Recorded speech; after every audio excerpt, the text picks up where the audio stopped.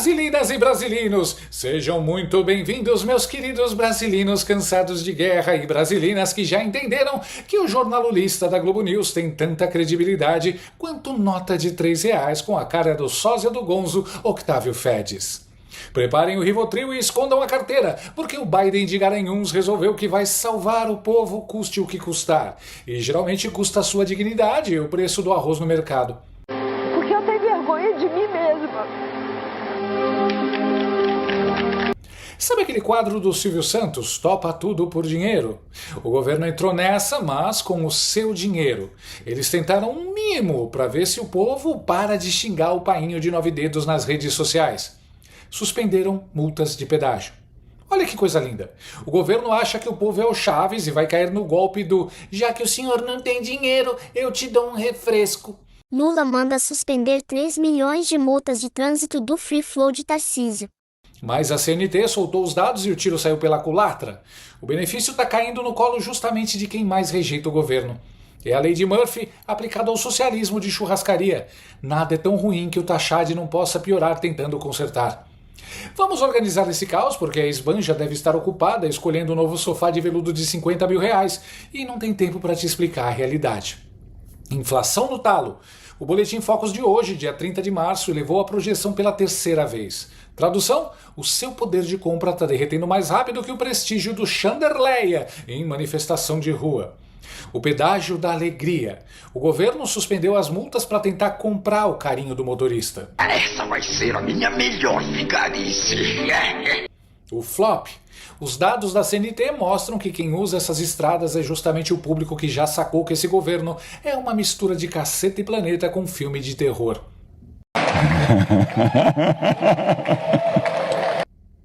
Sorrindo, Stalinácio. Só se for de nervoso. O povo tá sorrindo igual ao Coringa quando vê o boleto da luz. A inflação sobe, o dólar faz moonwalk para cima e a solução dos gênios é perdoar a multa de trânsito. É tipo o médico dizer que você tá com pneumonia e receitar um chiclete de hortelã para ver se passa. Não é possível. Enquanto ele corre com o aviãozinho da Latam, o combustível desse avião é o imposto da sua blusinha, o suor do seu trabalho e a esperança que tá indo pro ralo. Isso aqui parece menos um governo e mais um episódio perdido dos Trapalhões, mas sem a graça. A Múmia Leitão na Globo News tenta explicar que a inflação subir é bom porque estimula o consumo consciente. Pois é, consumo consciente de quem não tem mais o que consumir. Eles acham que você é o Deb e o Lloyd, que não percebe que o preço do frete vai subir por causa da inflação, anulando qualquer descontinho no pedágio. A verdade nua e crua é que o Stalinácio está em transe. Ele acha que governar é distribuir brinde em feira de prefeitura. Só que a conta chega e chega via Taxade, o homem que tem fetiche em ver o seu saldo bancário no vermelho. O maior medo do sistema hoje não é a oposição, é o extrato do banco do brasileiro comum. Porque quando a fome bate e o bolso esvazia, não tem narrativa do jornal Lulista que convença que o amor está vencendo. É a guerra fria do boleto contra a ideologia. E o boleto, meus amigos, nunca perde por WO. Mas calma que tem mais! But wait! There's more! Prepare o seu café, ajuste o seu fone de ouvido e tente não engasgar com a realidade, porque o roteiro de 2026 acabou de ganhar um plot twist que nem o melhor autor de novela da Globo conseguiria escrever. Sabe aquele clima de já ganhou que pairava lá pelos lados do Alvorada? Pois é, azedou.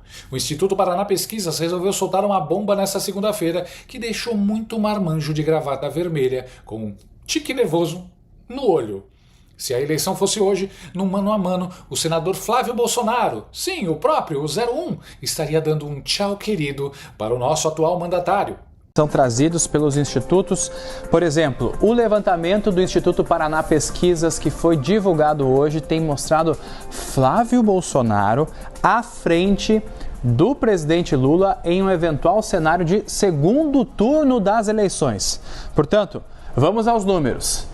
Em janeiro, Lula estava à frente com 44,8% das intenções de voto contra 42,2% de Flávio Bolsonaro. Em fevereiro, Flávio registrava 44,4% das intenções de voto contra 43,8% de Lula. E agora, em março, Flávio registra 45,2% contra 44,1% do atual presidente Lula. É o famoso empate técnico, mas convenhamos, para quem se acha o invencível das massas, perder no detalhe para o filho do maior rival é, no mínimo, constrangedor.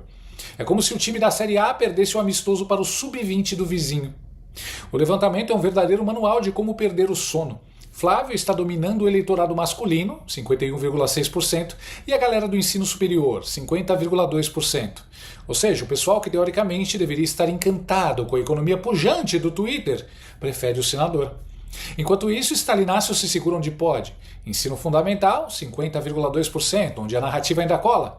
Mulheres e jovens, onde o carisma de antigamente ainda respira por aparelhos. E não PEA, a turma que não está na labuta econômica é quem mais apoia o governo. Coincidência? Acho que não. Já entre quem carrega o piano, a população economicamente ativa, PEA, Flávio lidera com 47%. O brasileiro que acorda cedo e vê o preço da picanha, aquela metáfora, lembra? Não está muito propenso a fazer o L. Se você acha que o segundo turno está feio, o primeiro turno é um filme de terror para os morubixabas do PT.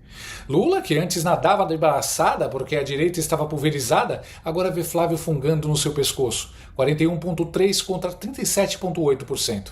A aprovação do governo está descendo mais rápido que as pelancas do braço da Janja. Janja, pelo amor de Deus, traz o Coldplay pra cá, por favor. Vou tentar. Por favor, por favor, por favor, por favor, por favor. E não adianta culpar a herança maldita ou o fascismo. O problema é que o governo é errático, medíocre e vive de slogan.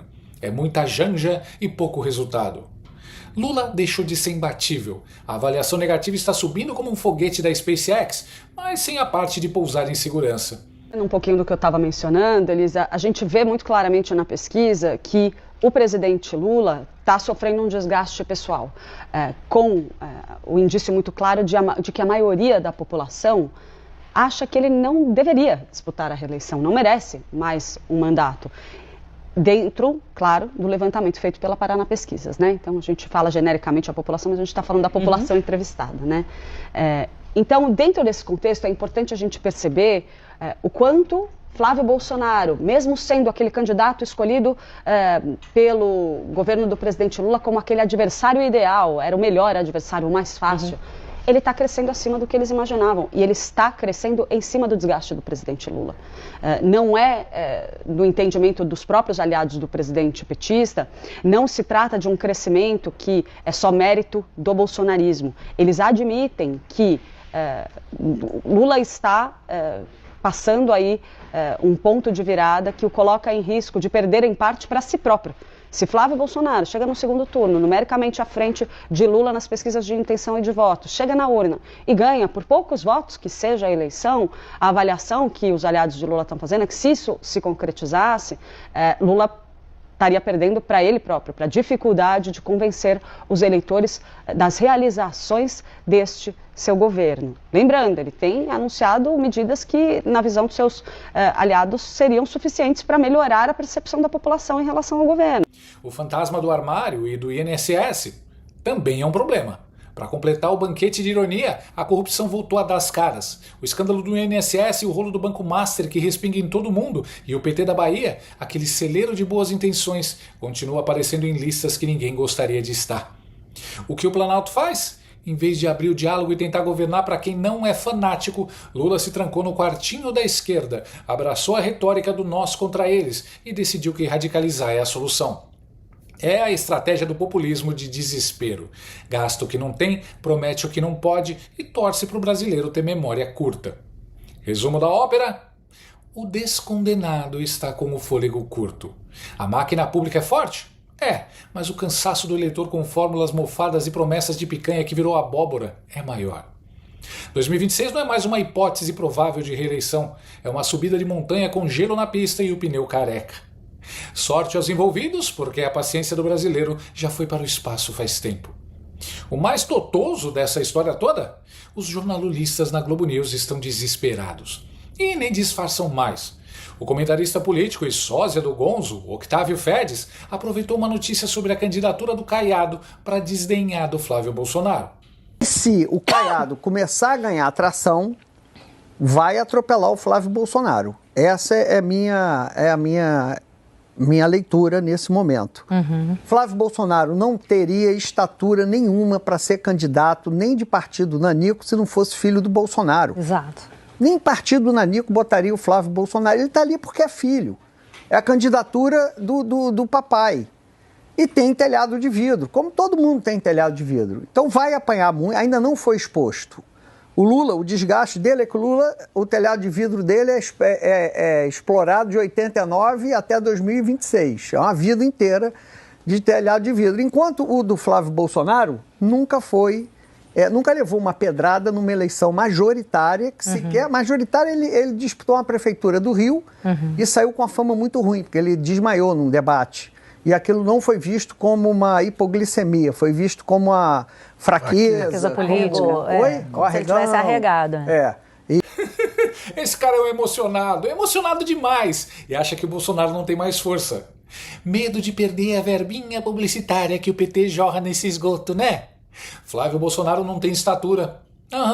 Quem tem estatura é o seu chefe corrupto, tomador de cachaça e puxa-saco de ditadores. No fim das contas, o Boletim Focus é o termômetro de um país com febre de incompetência, que parece uma versão da escolinha do professor Raimundo do mundo invertido. Aqui, a burrice é premiada e o boletim com nota vermelha é a marca do governo. Eles tentam comprar o povo com esmola de pedágio, mas entregam inflação de presente de grego. Então, até o próximo escândalo, se a inflação não confiscar o meu microfone antes. Por hoje é só.